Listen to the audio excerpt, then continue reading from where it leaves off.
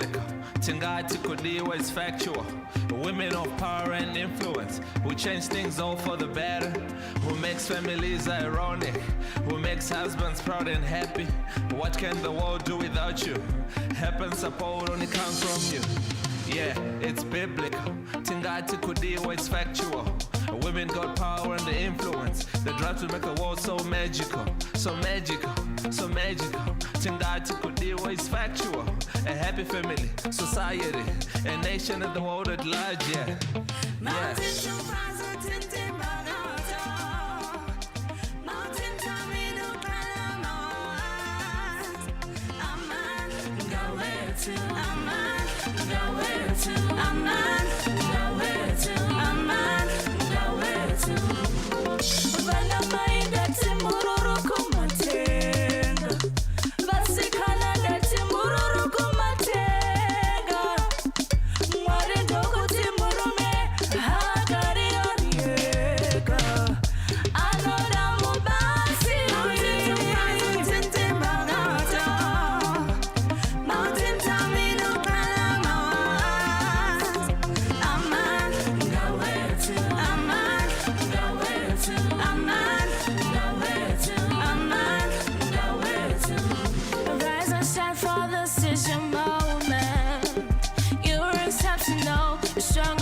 Think you are.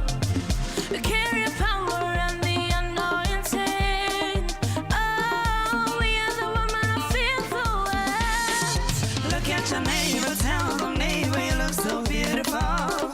Look at your neighbor, tell them neighbor you look so amazing. We are peculiar people, God's nation, women of influence. Mountains don't rise.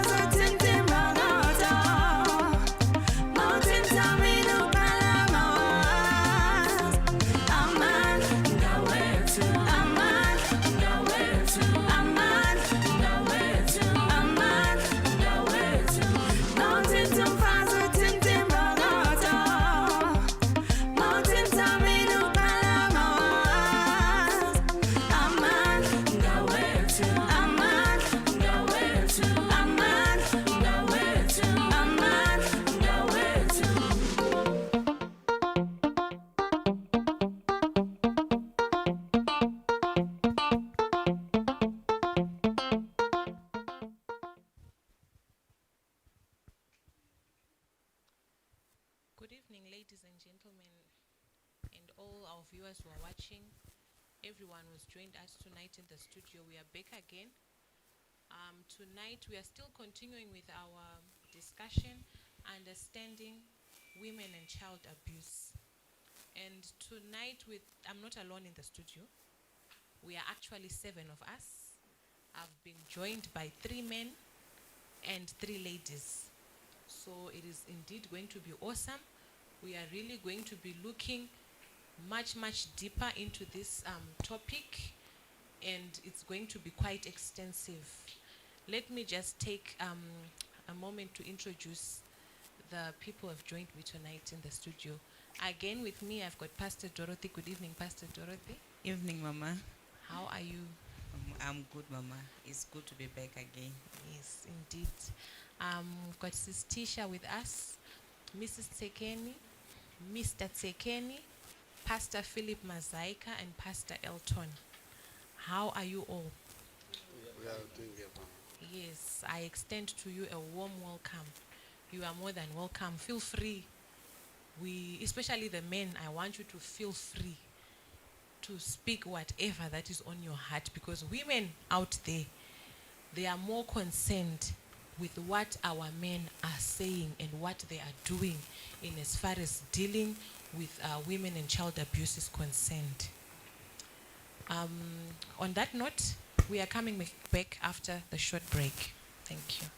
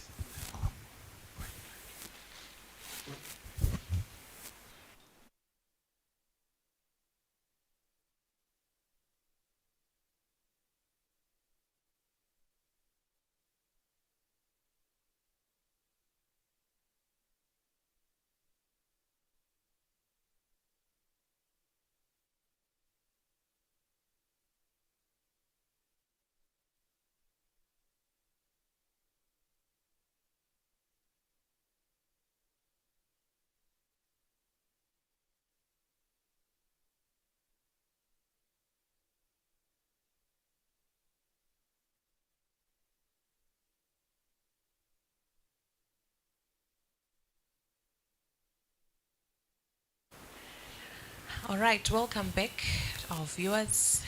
We are starting off our discussion, and today we are dealing mostly with the solutions to the women and child abuse. But before we go into that, we had a lot of questions that we're not able to answer last week due to our time. So I would want to give first preference to the men who are with us tonight. Any outstanding questions that you had from our last discussion last week pertaining to women and child abuse, or any contribution, maybe it's not exactly a question, maybe you've got something to say before we start tackling or discussing about the solutions to this issue at hand. Over to you, gentlemen. Thank you, Mama. Good evening, everyone. Good evening, Mommy and Daddy. I want to ask Mama because we were talking about women and child abuse. Then most of the questions they were asking, what if I'm in a relationship with an abuser? But I want to ask if how do you tackle this when the father or the mother, they are abusing the children in the house, emotionally or sexually? Because the other time the other person can run away, but what about the children? How do we tackle it? Thank you, Pastor Philip. This one is open to discussion. Anyone can answer.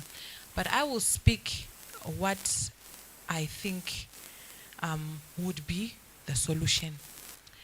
First of all, sometimes abuse, when it's the father and the mother who are abusing the children, it might be difficult for the kids to find help. But I would want to encourage, if it's someone from outside who has seen that in this house there's a problem, report it anonymously so that maybe those children, they can get help. Because if it's them, the two of them, normally sometimes that they can't even see that they're being abusive. It's become a part of them. I don't know if you understand more if I'm answering. So usually, if there is someone like what you said, that you have identified that these children are being abused, it's better to find a way that is not going to provoke these abusers. Because sometimes some people, if they see that they are going to be reported, they can become defensive, they can protect their own bad actions, and it will amount to nothing. So it's better to find an anonymous way of reporting the issue, especially to the child line care, those who are responsible, our social workers who are responsible in handling such issues. Over to the other ladies. Me, I think if it's about child abuse, the other thing we have to check, sometimes it can be negligence. And we check normally maybe the age, you understand, of someone who, normally kids are having kids. So that's where we start by helping the kid who has a kid. You can help as a community. And another thing as well, we have to check the father and the mother. What really is causing them to abuse? As a community, we can check. Sometimes they need financial support for us to support them financially so that they cannot abuse the kids. Sometimes abusing of kids is because of stress.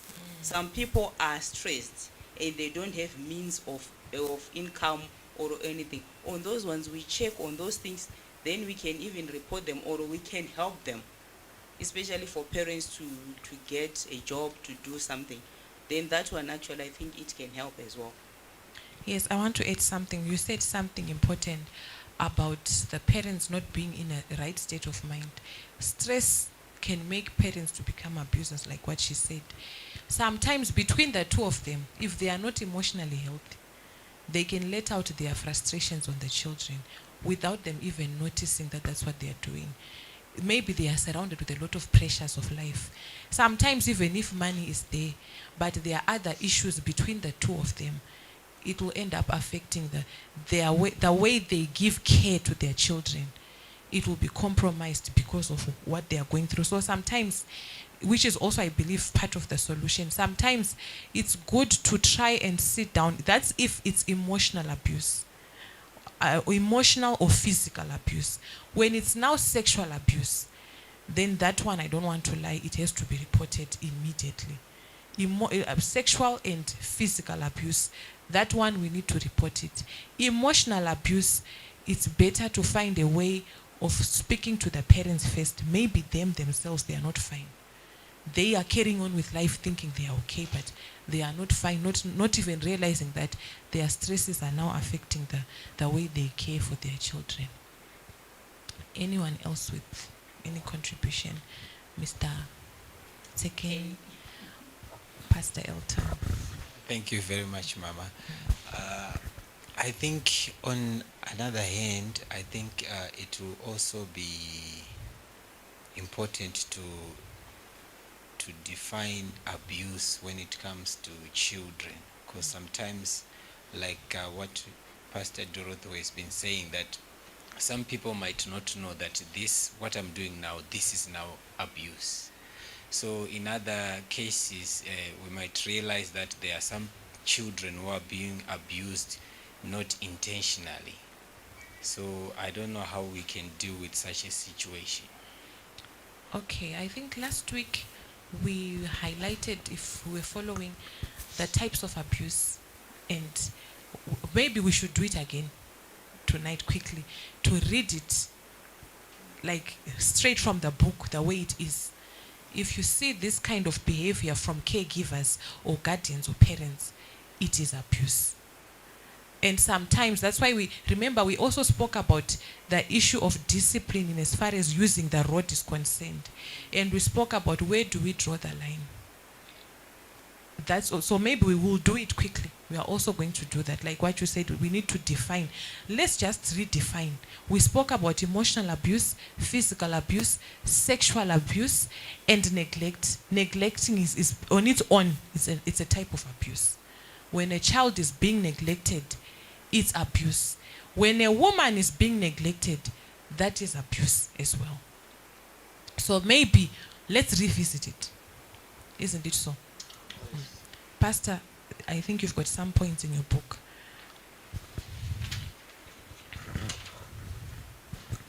What is emotional abuse? Or let me just start. You will tackle physical abuse in children. I'll start off with children. Not allowing children to express their own views and opinions is abuse. And allow me to speak something about this, and we'll also speak. Sometimes, when a parent is frustrated, you brush your children off. They want to come and talk to you, but because of stress, like what we were saying from the point that Pastor raised, you can say, go away, I don't want to. And every time, you will develop like that, because you always want to be in your own corner, dealing with your own issues. You are also abusing the child, not directly, not intentionally, but because of what you are going through. And then there are others that deliberately do that. They become control freaks to the point that children are not even allowed to express how they feel, to also give in their opinions about anything. You can't even sit down to have a normal conversation with your own children and allow them to air their views and their opinions about anything. It is abuse. We spoke about ridiculing what they say.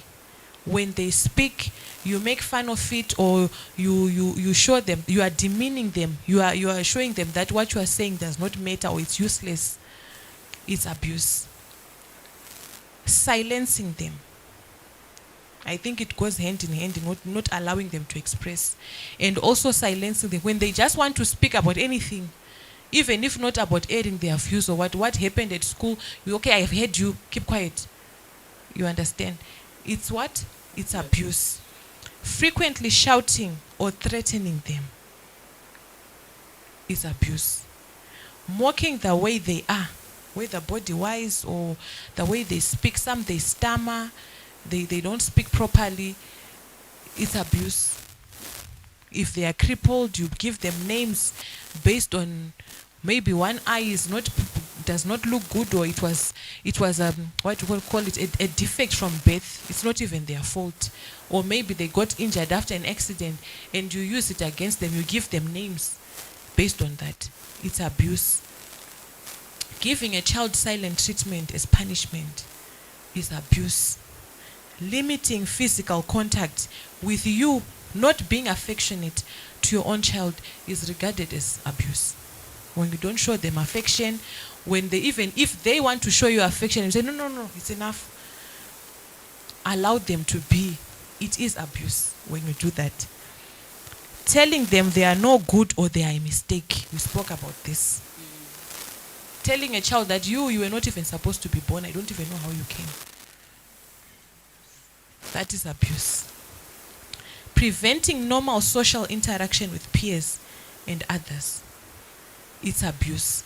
Now this one, most parents might say, I want you to stay in the house. I don't want you to go and play with others. But I've come to understand that social interaction matters for the development of any child, any normal child. We are speaking about normal social interaction where you allow them to go and play with other kids. Of course with supervision, because we don't want them again to be around the wrong people. But because nowadays parents are afraid that they will end up with the wrong people, sometimes you are not even willing to also follow up on the people who are spending time with them. You end up just limiting them and say, I don't want you to go to see so and so, I don't want you to be with so and so, I don't want your friends here, I don't want you to go and play with people. It's abuse.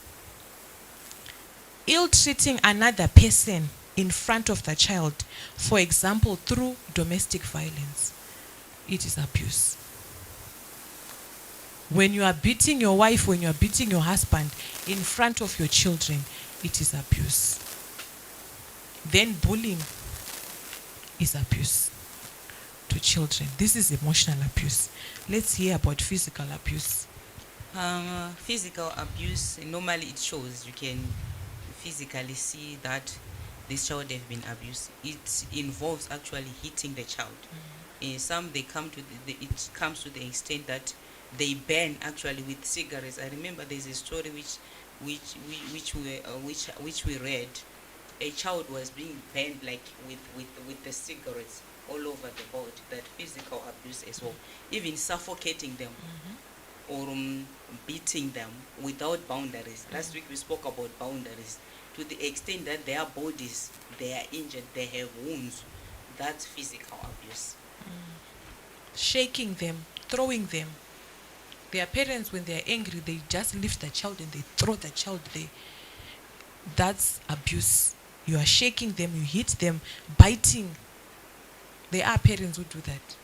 You take the finger, you take the end, you bite out of anger. I see Mr. Tekeni wants to laugh. It happens. These things are happening. Excessive punching or slapping, drowning them in water is a form of punishment, or just feeling like you want to do that to the child. All those are signs of abuse. Scolding them. Your words when you are talking to them when they've done something wrong, it's very important. It's unfortunate most parents are culprits to this. And indeed, to our viewers who are watching and those in the studio, let's watch what we say to our children, especially when we are angry. Never say words that are demeaning.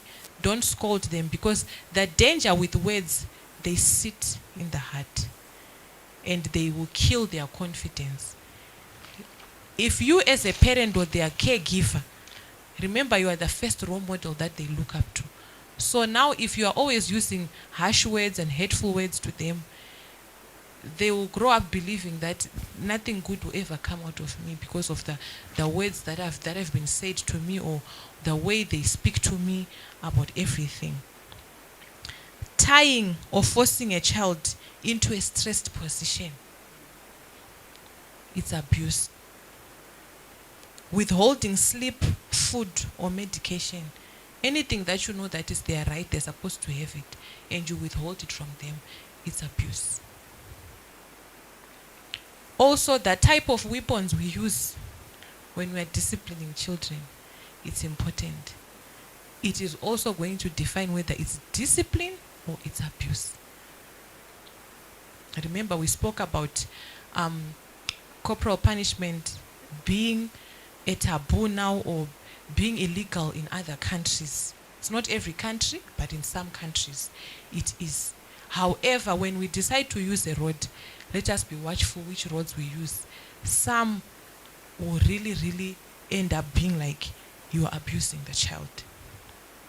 So I'm answering, or we are answering the question that Mr. Tsekeni said, maybe we should define what abuse is. We spoke about sexual abuse, remember, in children. And I'm sure even this thing of physical abuse, it also applies to adults. When you beat, when you are choking, when you are making someone to drown in the water, that is abuse. Personally, there are times when even people are watching such movies, I can't stand that.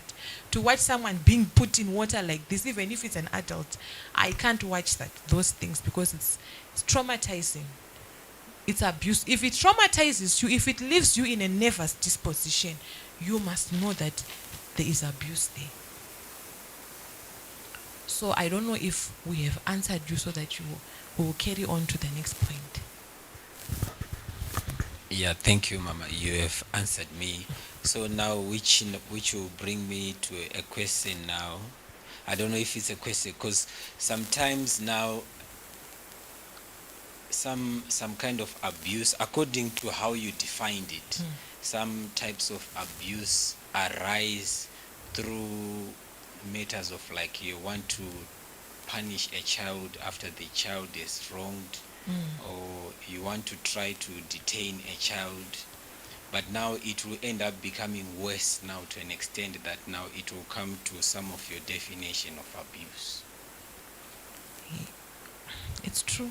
Because now maybe you want to beat, it will come to a point maybe you want to discipline the child.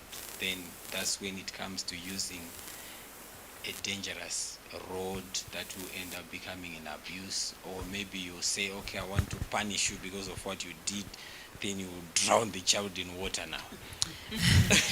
Yeah, you see now, that's where we need to be careful. I'm glad we are also discussing this, and we are believers, we are children of God. But allow me to also speak this. When I studied psychology, there are a lot of things that indeed we take for granted, and we don't know that we are messing up as parents. I, for one, it has opened my eyes. And there are a lot of signs that will show that indeed, especially in children, a child might be going through a regression because of the environment that they are living in. You understand? For instance, each time when you see that you are reprimanding a child and you find them urinating, they say in children it's not a good sign. The moment you want to discipline a child and you see them peeing on themselves, stop using a rod. Find something else to discipline them, because already it's a sign of trauma. When you see a child doing that, it's a sign of trauma. When you see a child that has progressed nicely, maybe you have pot trained them, they are now able to go to the toilet on their own, then all of a sudden you see there's a regression. It might be also a sign that something is not right with them emotionally, and you need to check all those things. Thumb sucking for children that are older. You know, with thumb sucking, would expect that from toddlers, very small children, not from someone who is maybe 4 years going upwards. Those children, they are suffering emotional pain that we might not even notice. So it's very important for us to take note of that. Since this discussion is going to, carry on, there are a lot of things we need to know about this. Sometimes we overlook them, but you're actually damaging the child. A child, what I've learned is a child, or even a person, a normal person, a grown-up human being, must not do things out of fear, but they must do things knowing that this is the right thing for me to do.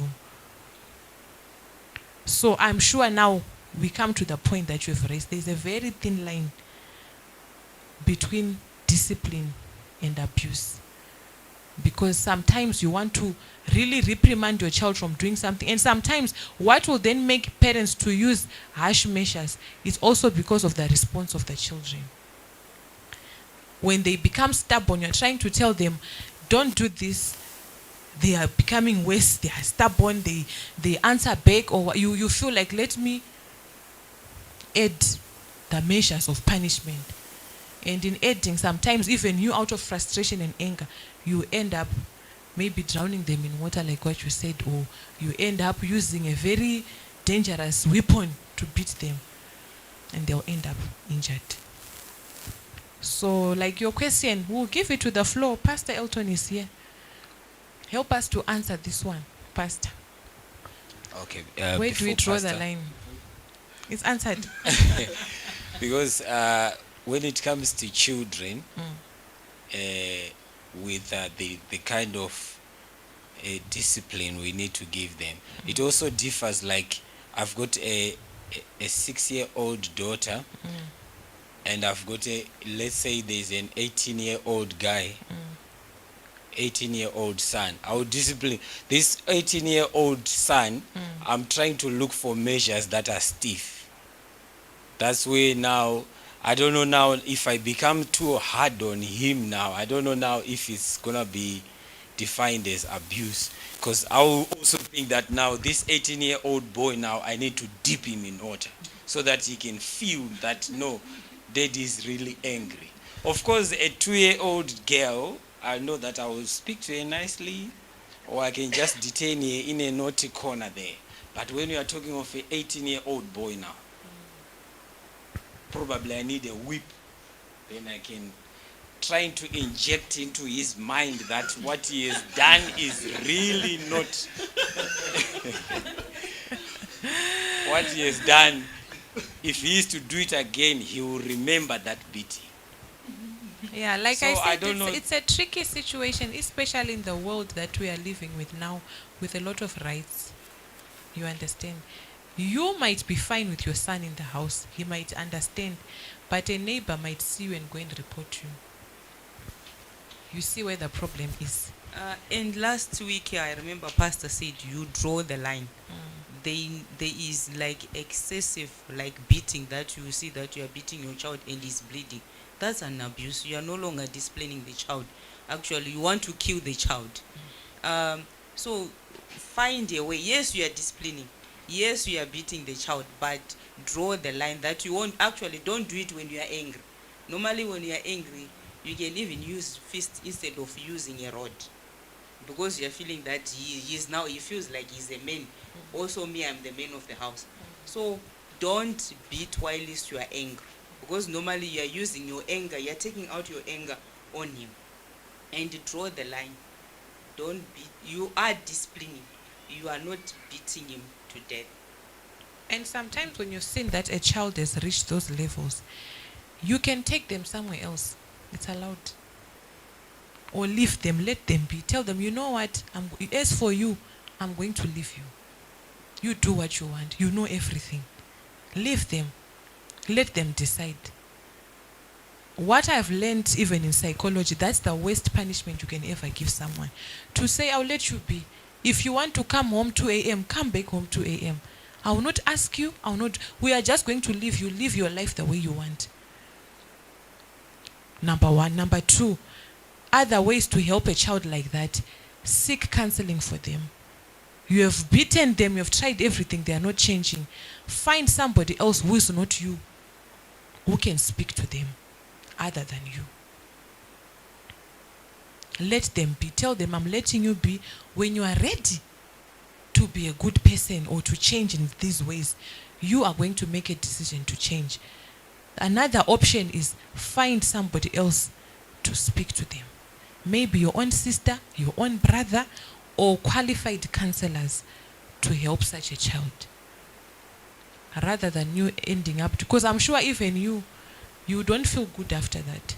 When you've beaten them extensively or you've put them in water. What if an accident happens now when you've put them in water and they stop breathing?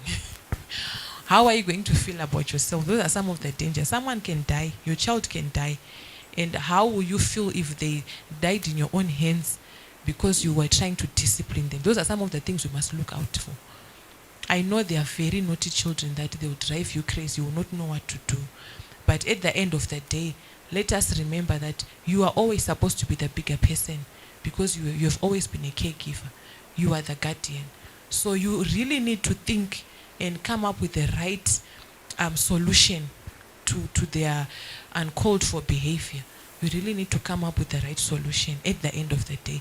It's painful, yes, that sometimes I am failing to put my own child under control. It pains every parent. But one of the solutions is to leave them, let them be, and sit down and tell them nicely, my son, my daughter, I've tried this. You're not listening. I've tried this and I'm doing this because I love you and I care for you and I want what's best for you. But you don't understand what I'm trying to do. So from now onwards, I'm now taking you to so and so. Maybe if you speak to that person, you'll be able to speak. Maybe why you can't speak to me? That is not working for you. Or they might help you in a better way. Or for now, my child, I don't think I can stay with you with this kind of behavior. So let me take you there. Maybe you'll become a better person there. On that note, Mama, the way we discipline our children, it matters. There are some children, I think we need to study the type of our children. There are some children that when we discipline them very harshly, they won't even listen to you. They will become worse. The thing that you are disciplining them for, tomorrow it will be maybe double. But you need to check your child and see, this one, do I need to talk to him, to sit down and talk? Some of the kids, you don't even need to beat them. You need to sit down with them and talk. At the end of the day, you can see the problem going. So I think as parents, some of the times we are being too harsh with our children. Let's look both sides and see how we discipline our children. Let's not say that just beating their children is the only solution. Let's sit down with them and talk. Maybe at the end of the day, you see what exactly is the problem by talking to them. Yeah, that's true. Some children are introverts, some are extroverts. So it's good to study their character as well. It will help you to know. Same applies. Remember, we are not only concentrating on child abuse, even the women. Study your wife, study your woman. What kind of a person is she? Is she good at talking? Is she an introvert, like what I said? So that you will know that instead of me being harsh or using, I don't know, my fists, I should sit down and talk first. Okay, Pastor is a question. Yes, I just want to ask, when it comes to a child, you find that, let me just speak of Zimbabwe, that if a child is 18 years, they are allowed to, they're just saying this person can be independent or an adult. They are even allowed to marry or this and that. So I want to ask, if is it abuse if I chase him or her out of my house? Because the way you said it, to say sometimes you just need to let them be what they want to be. But now to let them be what they want to be in my house is going to put stress on me, seeing them that they are destroying their lives under my roof.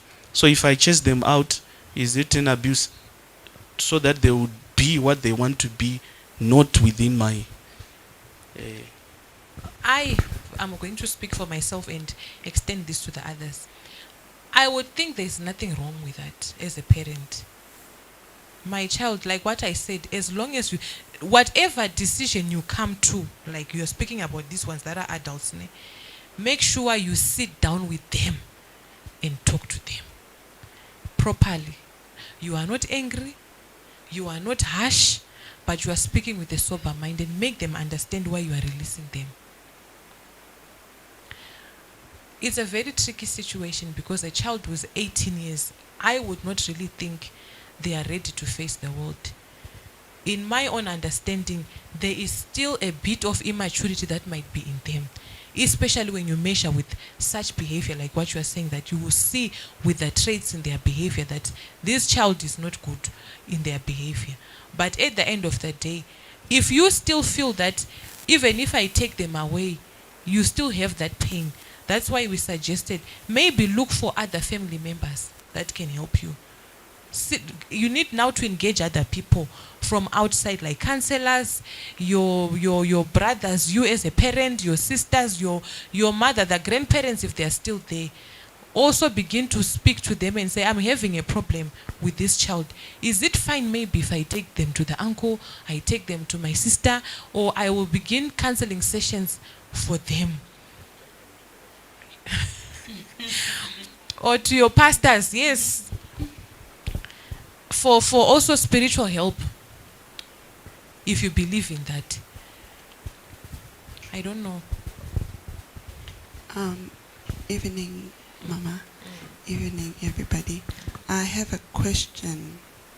What if then you have an 18-year-old, like Pastor Philip said, and you have tried family and all those, but their habits are now destroying where you have placed her. Maybe you've placed them at an uncle, and then she or he continues with those habits, and then they are moved from there to there to there to there. Doesn't it also damage them psychologically, being moved from one place to another because of the behavior, trying to be disciplined in such a way? Well, I would want to think it might. If you see that now it has got a psychological effect, it will always have a psychological effect. But sometimes, remember, what we want that person to become a better person. So either way, whether we like it or not, it might affect their psychological well-being. But remember, the problem here is their behavior. And maybe we should also say, let me start from this point. Before we then begin to take them to other people, we must try and find the root cause of such behavior problems. Because most of the time, nothing will just start from nowhere. I always say this to parents. 3/4 of what you see a child is who they are when they are babies. Let me tell you something about children. Children are very intelligent. Never undermine their thinking capacity. You can tell a child's character from when they are born up until they start walking. You can see that this child is like this. Already the way they communicate emotionally through crying and the way they behave. You can see that this child is very emotional. This child is not very emotional. You can see who they are. Now, let alone when they start talking, when they start walking, when they start learning to talk and engaging with other people. 3/4 of what they are when they are young is what they will become when they are elderly. Personally, I can see that with my children. When I look at my firstborn and my secondborn was quiet from birth. The only thing that she cried for after she was born was food. And even up to now, check her when she's hungry, she's like that. But crying for things, I want this, I want that. No, she's not like that. She's different from my firstborn. So you can see that whatever a child is, the way they express themselves emotionally, they will grow up like that. So if there are traits that you begin to see at a very young age that are not good, begin to cut them off, because certain things are difficult to uproot when a person is an adult. When a person is 18 years old, you can't uproot them. I saw it on Facebook the other day. My sister sent a video of an 18-year-old boy who was breaking things in the house. I don't know what the mother had reprimanded him. He started opening the cupboards in the kitchen, breaking all the plates, and the mother was just saying, "Stop it! You stop it!" I said, following him she could not even do anything. And now he's a grown man. I'm telling you, it did not start there. There is some sort of spoiling that was done when this child was young. So sometimes when you see children being like that when they are, it does not start, I'm telling you, mark my words. It never starts when they are like that. It starts when they are children. And most of the times, us, the parents, were the ones who, no, leave him, he's a child. No, let her be, she's still small. And they are growing up with bad habits like that. So whatever we see as parents, when a child is young, chasten them and don't get tired until they know what is right and what is wrong. The Bible, to us who are believers, says, train up a child in the way that they should grow, so that when they grow up, they will not depart from it. It's very true. Look at those children who are trained to be sangomas ever since what are they going to become? They become exactly that. So it's the same with us. Train up a child in the way they should. Never underestimate this scripture, or maybe we should make it a statement. Whatever you expose them to is what they'll become. Whatever you allow them to get away with is what they'll become, or what will become of them. I don't know if I've answered that one.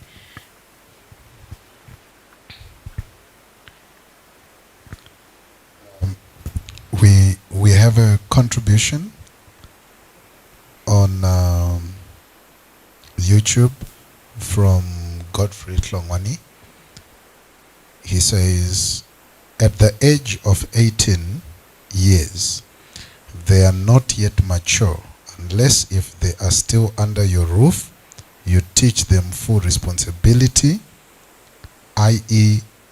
Like fatherhood and motherhood as the first step of life. Okay, thank you. It's a contribution. Like what we said, it's true. 18 years, they are still children, but we all know what they are wrestling with, their bodies. They are teenagers that you see now. A lot of things, they might think that they know everything when they don't know anything. So at the end of the day, I would be pained to release an 18-year-old like what Pastor is saying. Yes, you can see my child is misbehaving, they're not listening. But even if I release them, most probably I'll do it because I'm angry at what they are doing. I don't like the way they are behaving, and I've exhausted all the possible solutions I might have as a parent. But again, to let go a child like that, tomorrow morning you might hear that they were hit by a cow, something happened, or they are dead, or they did this, and they are... It's even more painful. Thank you, Mom. But let me just ask you the last question on that. Their behavior, is it not also an abuse to the parents? Because I think it's also an abuse, because now exactly you can see that these parents are stressed now.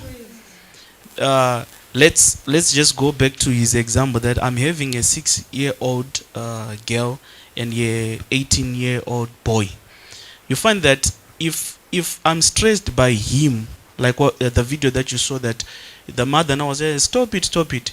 If she was going to have a 6-year-old, I think she would take a frustration from the 18, because she can't beat him. She can put on the small one now, because she's now trying to say, I don't want you to be like him. So I think I don't want to be abused as a parent as well. Yeah, so I chase you out of my house. Children like that are very manipulative as well. It's very true. I would think take them to a social institution where children like that can be taken care of.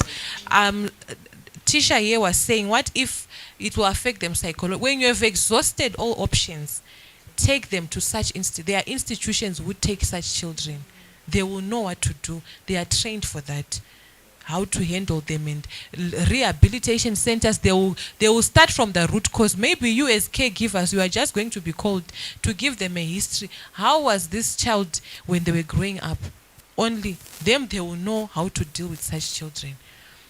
That will be the best solution. I don't know if I've answered you. Yes. Evening. Evening, Pastor. Right. I believe all that has been said, it still comes back to the fundamentals of how us as parents, we are also brought up. Yes. Because if you are coming from a broken family, you would never be a good parent. That's true. And so this thing, it really needs us to begin to look at one other thing that I've been looking at is our culture also. Yes. It has some hand in this abuse, because some families where we come from, culture demands a man to be, you have to be a tough father. If you are soft, then you are not a man enough. So everything, it comes back to the foundation of where we are coming from. So no matter how much you might try to change later on, but what has been instilled in you when you were young is what you become. So I believe the best thing that we can do for our children now, us, because we are now parents now, creating another generation, is to have the word of God, because that is the best foundation that we can give our children. Let us teach them the fear of the Lord, not to fear you or me, but to fear God. That even if I'm not there, when you do such things, me, I will keep quiet, but there is a God that will be seeing you, and this God will deal with you. Thank you So much. I believe if we can go back to where we are coming from, we will begin now to see solutions now. Okay, this father, maybe he was being beaten, because as I'll talk about myself. Our fathers, it was not easy. They, but again, the best in us was brought up. You know, this thing is very tricky, because if we try again to change according to the world and modernize things, and then neglect again this other side, we fail, because our parents, there's a certain way that they were taught to raise children.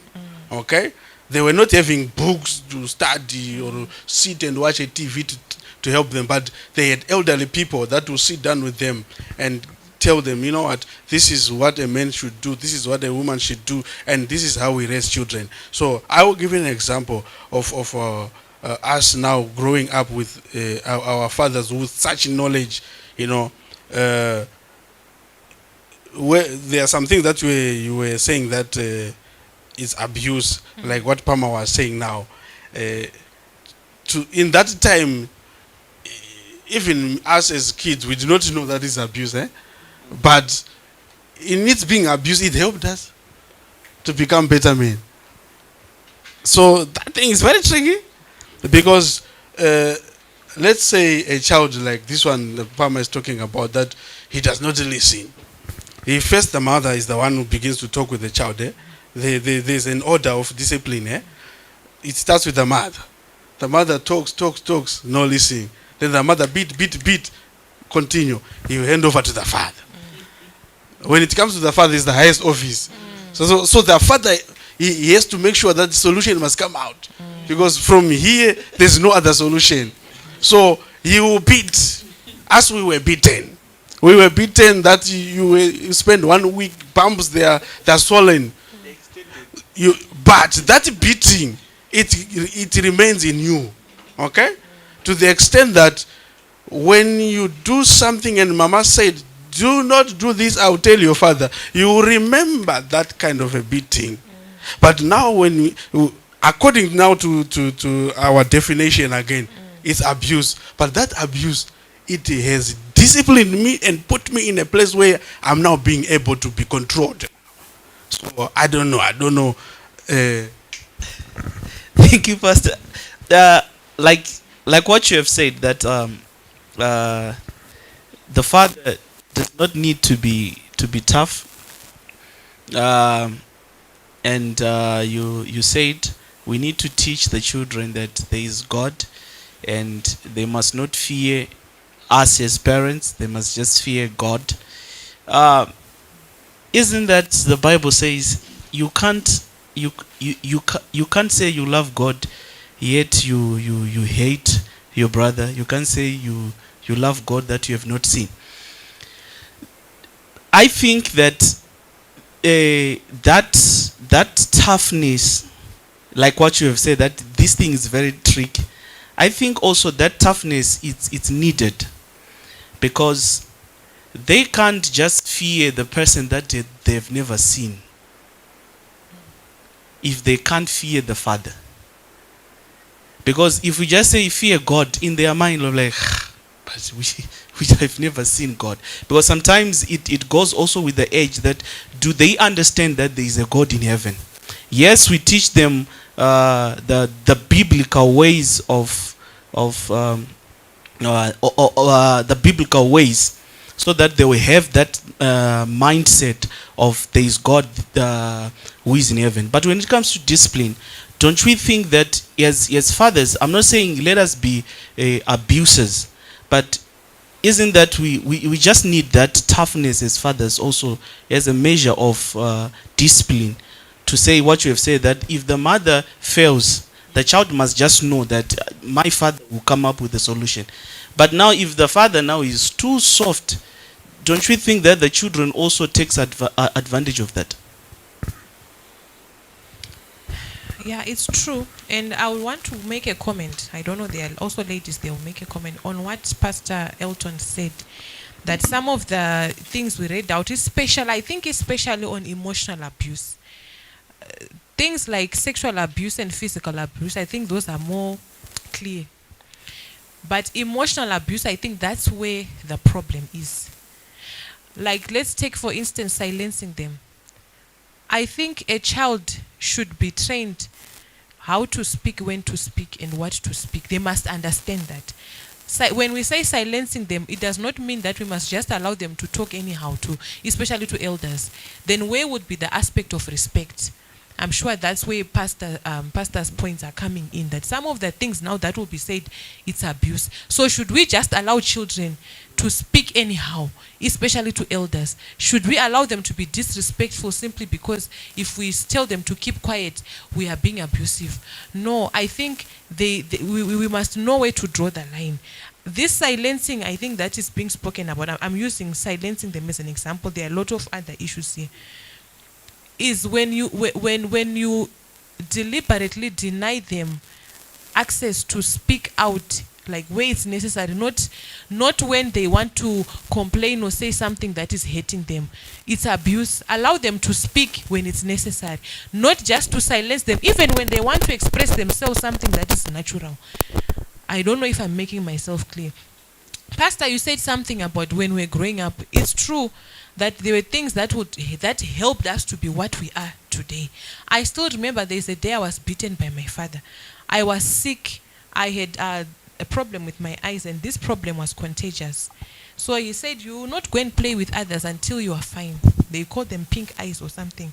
So I hate my friends playing outside there. And I was, how you feel when, as a child, you feel, I'm sitting in the house just watching cartoons and it's boring, my friends are playing. I went to play with my school uniform. He was not yet back from work.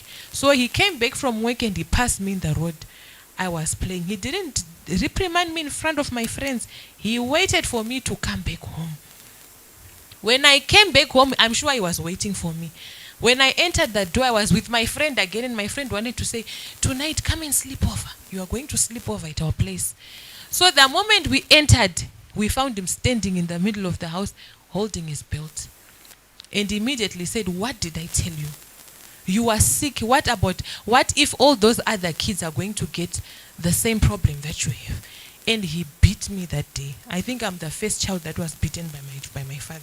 All these other ones, they were never beaten. So, indeed, I never repeated that again. I got it when he said, when I tell you don't do this, you must not do it.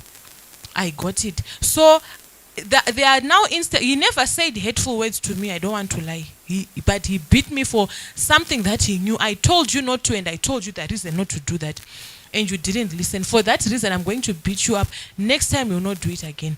Now there are parents, ladies and gentlemen, that will begin to scold a child when they've done something wrong. What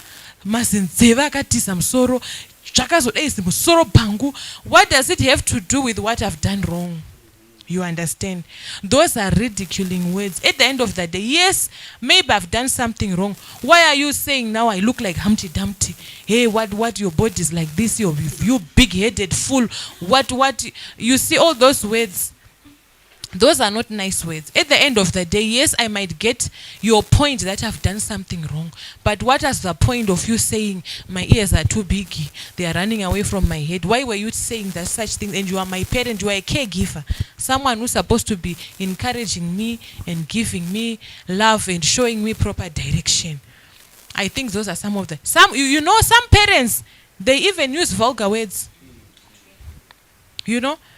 There's a day we're laughing with my husband on Facebook. Someone commented and said, "Hey, but our mothers, there were times when we would ask, is she really my mother or not? You ask her, Mommy, what are we drinking tea with? And she will tell you, with our mouths. What else?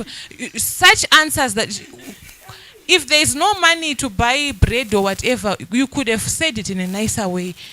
You can tell that she's frustrated. Maybe she was not given money by Daddy or whatever. There's no money in the house and she's answering you somehow. Such answers are the ones that we say, it's not nice. It's abuse at the end of the day. The other lady even said, there's a day I asked her, with the two of us, are you really my mother? Because of the way she would answer you. So I think those are some of the things we really need to analyze also. We have some contributions as well on our social platform, and Blessing Siboza says, spare the rod and spoil your child. We have Ompile Pilan. I believe that since I am a spiritual person, my father would be relevant to deal with my kids. Some bad behavior might be contagious in regard of bad friends. And Godfrey Rompete, I'm not sure which point he said very true, Mami. Mpona Kana, she says, it's true, Pastor Philip. It's also form of an abuse to parents, but let's also look for spiritual help, like counseling from prophets and pastors. Umpele comes back again and he says, foundations matters, Mommy. You are accurate. Godfrey Hlongwani came back again and said, very true, Pastor. The removal of the Bible in schools has a great impact in society because it was helping a lot to guide and teach children respect and to fear God. And we also have another one. Relatives can also abuse our marriages. If care is not taken, marriage can collapse. For example, they want to control us. I think this point is a contribution coming from the issue that Tisha also mentioned, that is it also not psychologically affecting kids when they are taken from one relative to the other in the attempt to help them, and then the person comes in and say some of it can actually bounce back again to your marriage if care is not taken. It's true. Thank you so much. Yeah. Now it's not a question. I'll just give a comment. Like what Pastor said, Pastor Elton, he said there were measures that our fathers used to have, and they helped us. And I relate to that, Pastor, because my father used to beat. But what I want to say is, like Pastor Dorothy said, there has to be a boundary. There has to be a boundary. And what you do after discipline, it also define it as abuse or discipline. Because my father used to, after beating, he would show us love. To say, what I did, it was not because I don't love you. You are still my child, I love you, but if you mess up, I have to discipline you. I still remember there's a time, I'll say it, there's a time me and Papa, we were beaten, shame, that we went outside, we were checking each other and we were asking each other that is this our biological father or is our stepfather? That day, he also saw that he extended the beating. So what he did is he called us, and I still remember. I don't know if Papa still remembers the time that we were going. We were now saying, "You enter first, me I'll follow you," and him was saying, "Me enter first." I told him that, "Me, you are the firstborn, enter first," because we were now scared. So the time that we entered, he asked us, "Are you fine, guys? Are you hungry?" And he knew that we love. There was a shop called Chukua that was selling some buns. He knew that we loved that shop too much. So he was like, I want to take you out. He went with us to that shop, and we even forgot about the rod. So what I'm saying is, what we do after discipline, it also showed that was it an abuse or it was discipline. Let's show love even after discipline them, that they have to know that, okay, my parents were disciplining me, and also it sinks in children's head to say, you know what, my parents, they love me. Thank you. And when you were saying that, there's something that came to my mind. Parents, when you see that one parent at one particular time is disciplining the child, don't take sides. Don't take the child and say, "Come to me, oh, sorry." When the other parent is busy saying what you have done is wrong, you are going to blame the discipline measure or the disciplinary measure that is being put by the other partner or your husband or your wife. Let them be. If it's time for them to be disciplined, allow them to be disciplined. If you feel that something is wrong, don't correct your spouse or your co-caregiver in front of them, because you are giving them leverage to think that so this one can take my side, but as for you, and it will cause hatred. Rather sit the two of you when they are not there and say, "Hey, but that time I think it was too much. Next time when you discipline, maybe try this way." Children, one thing you must understand, they are very observant and they can be very manipulative. They will see that, so mama quickly feels sorry for me, so this one I know I can get away with anything. But when it comes to my father, and they can begin to hate the other parent. The next thing I wanted to say when Pastor Philip was speaking is that he said a very important point: show love. Yes, we must show love, but there are times when you need to have wisdom also in how you are going to show love. Otherwise, you will play against the boundaries that you have set. Other children will not understand that love. They will think that, yes, he beat us up, so now he's feeling bad for what he did. He's feeling guilty. So it means he was not supposed to have done that after all.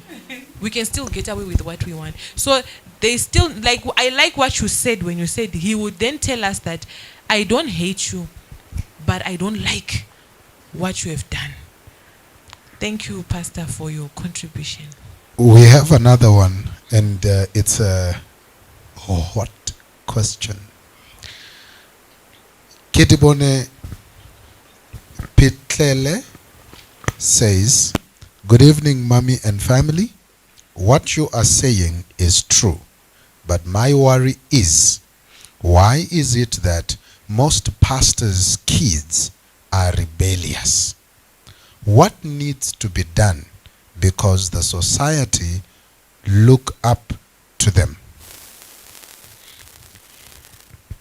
Let me say what I think, and it's open for discussion. Everyone here will speak according to their own perspective and their understanding. What I've noticed about pastors, the main reason why, 3/4 of the time, they are drowned in their work, and they don't give time to their own children. Remember what happened to Eli. God ended up saying that, I will discipline your children for you because you don't know how to discipline your children. It will happen. So 3/4 of the time, men and women of God are so soaked in helping other people other than their own immediate family. They end up neglecting their own children. Sometimes it's not like they plan it, but they get so absorbed. I need to pray for so and so. I need to go and deliver. And you find that they will cancel and help outsiders better than what they do to their own children. So the question that has been asked, that's number one. There are a lot of reasons, but personally, from my own observation, I think that is number one reason why it happens.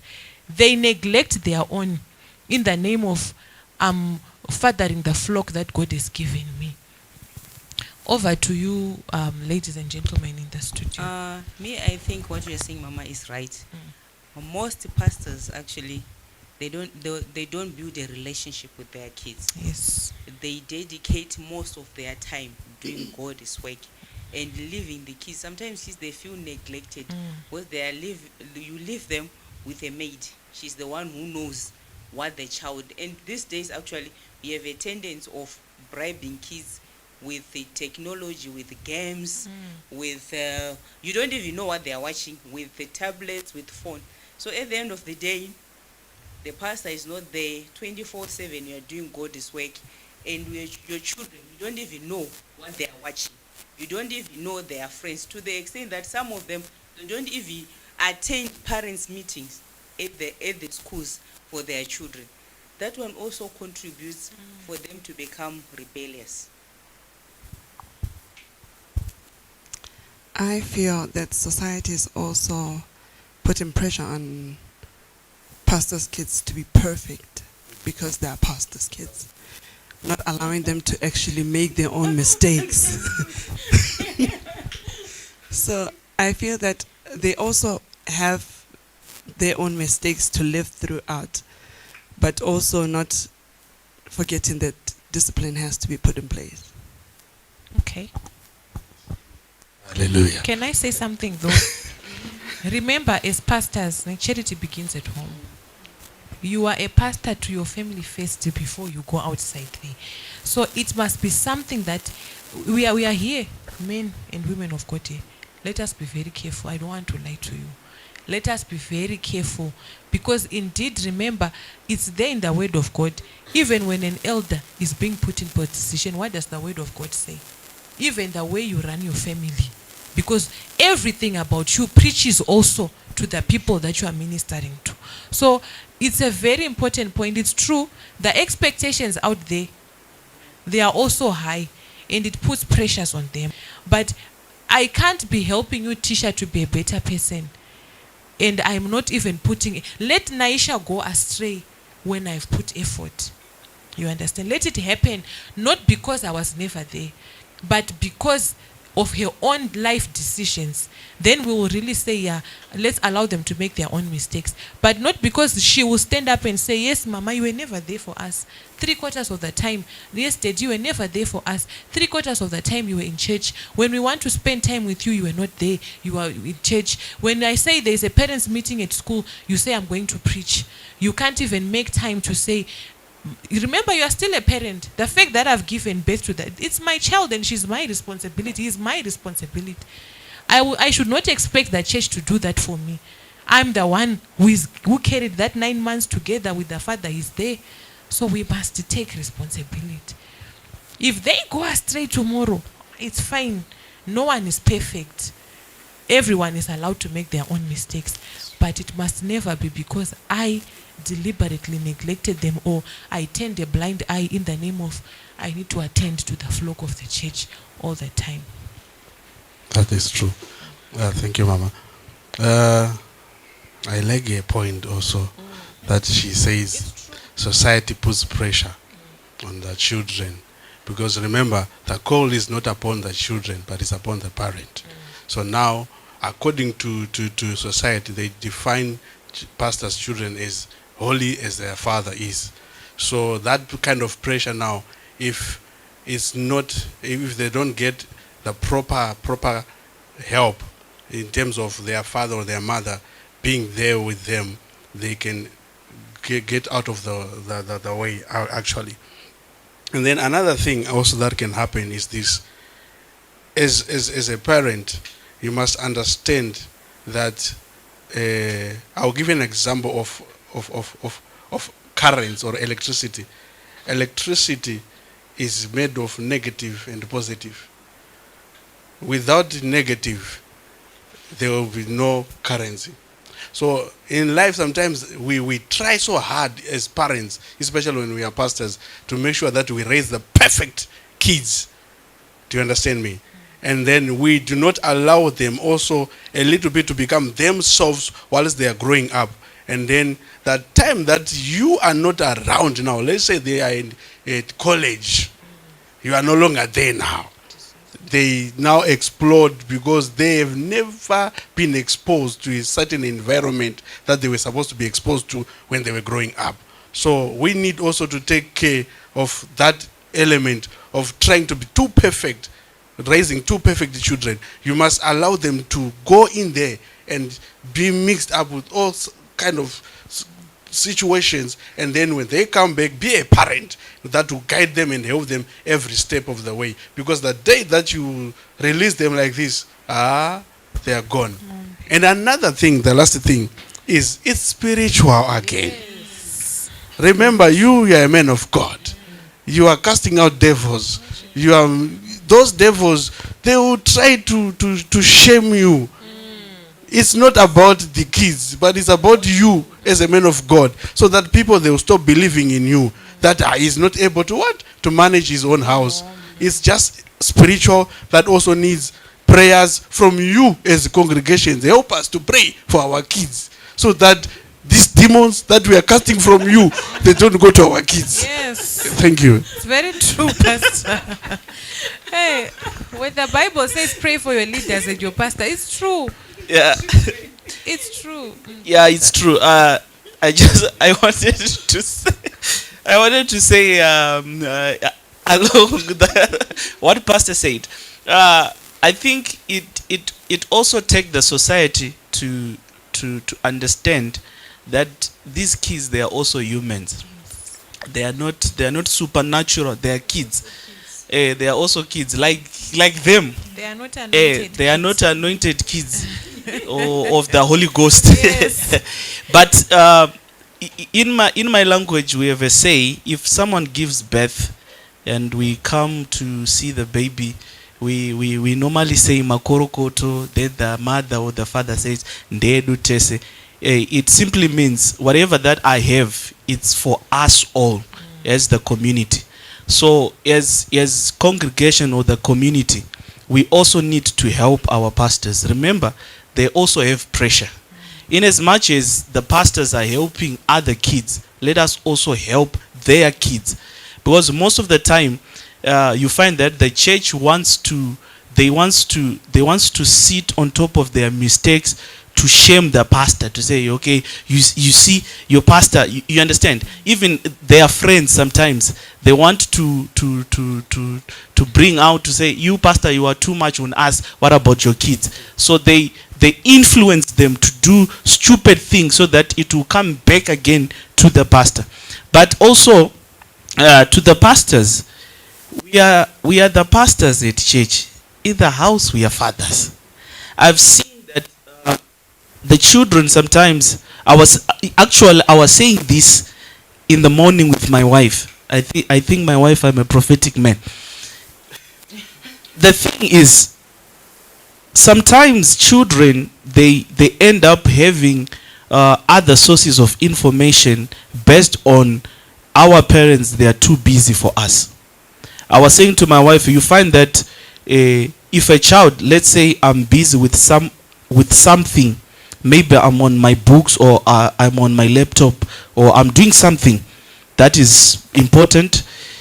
Sometimes as pastors, let us leave that thing. We know that it's important to us, but let us leave that thing and make our children to feel that they are more important over whatever that we're doing. Because most of the time, we send a signal that whatever that I'm doing, it's more important than you.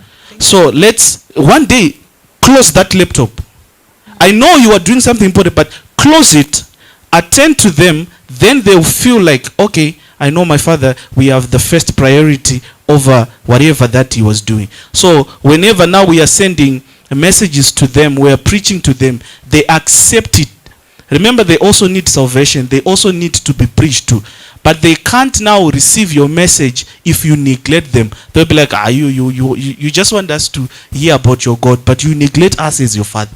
So as pastors also, let us not neglect the children and see how best we can raise them. Thank you. A contribution from Palisa Mgenela. Overdoing of anything can be harmful without one noticing.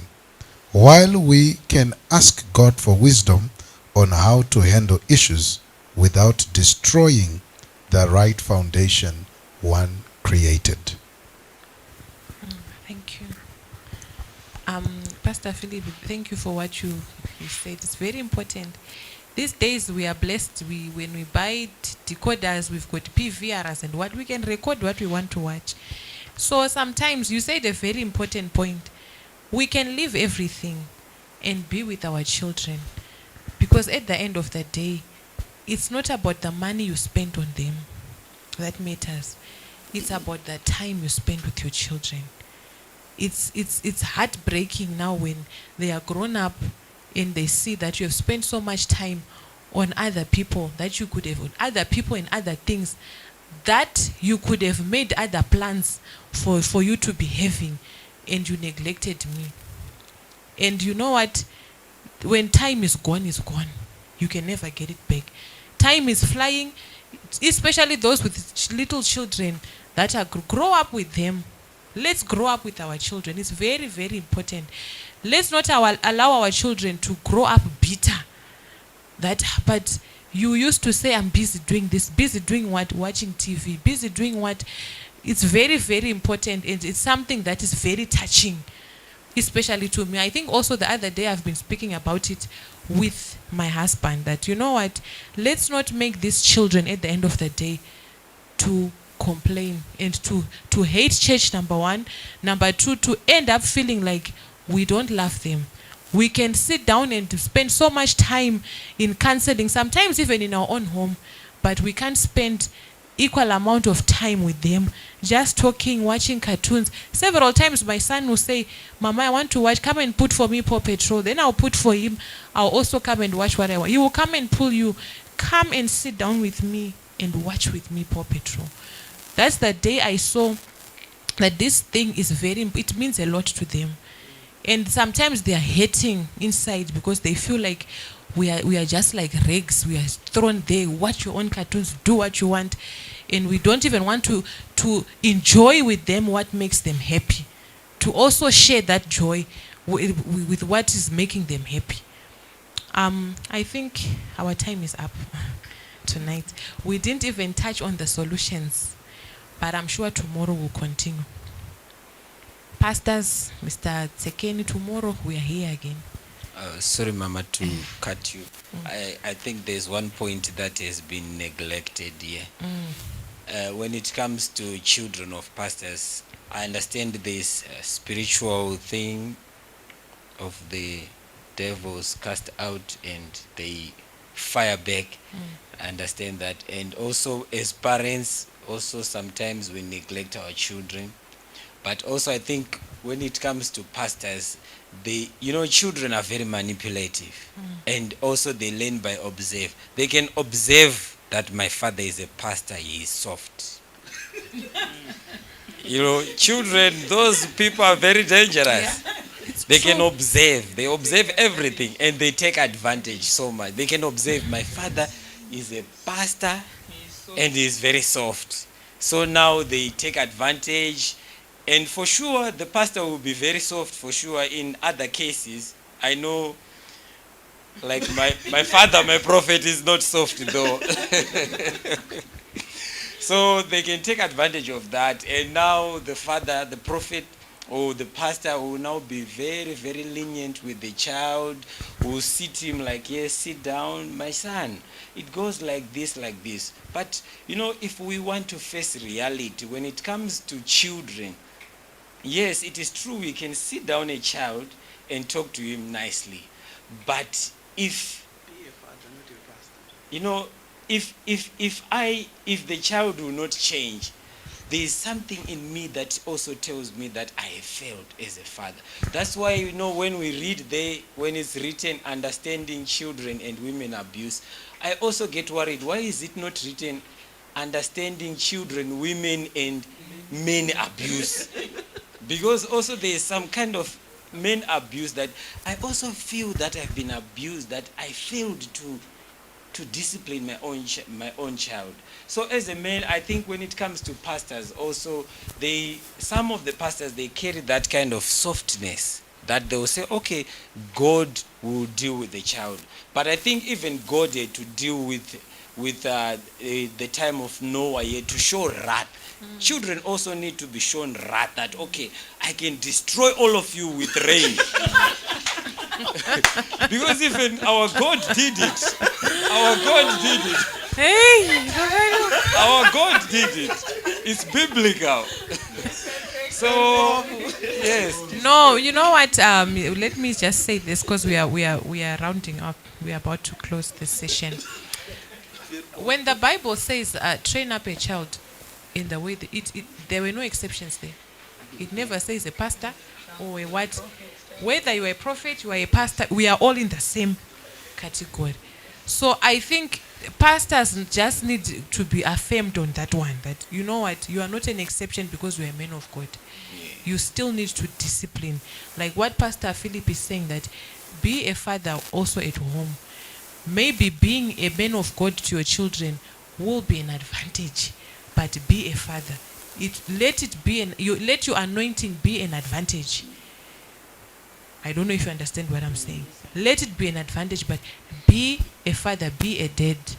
And anyway, we have come to the end of our session. I hope it was helpful.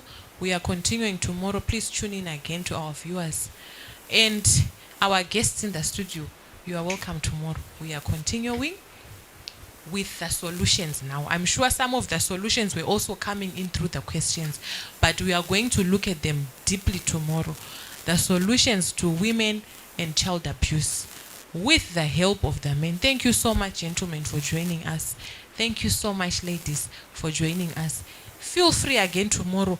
Come with even more solutions of your own that you know, so that we will help our viewers and the world at large, whoever is watching. I'm sure even if people did not join tonight, this program, you never know, it can be watched even from years to come. Isn't it so? And I'm sure whoever will watch it on YouTube, it will be helpful. We have come to the end of our program. Shalom.